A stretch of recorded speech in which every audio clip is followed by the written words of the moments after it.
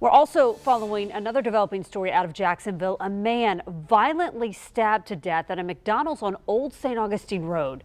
Here's On Your Side's Haley Harrison with the latest on the investigation. JSO just cleared the scene a couple of hours ago, and Biohazard finished cleaning up what was described as a pool of blood. And the McDonald's manager says that they will remain closed until tomorrow morning. Around 4:30 p.m., the sheriff's office says a man in his 60s was stabbed multiple times by another man he knew after they had an altercation while sitting inside the McDonald's off of Old St. Augustine Road. The victim was rushed to the hospital as JSO searched the area and quickly found the suspect, who was taken into custody and is now being questioned. The Jacksonville Sheriff's Office says they're still trying to find the weapon. In Mandarin, I'm Haley Harrison, First Coast News, On Your Side.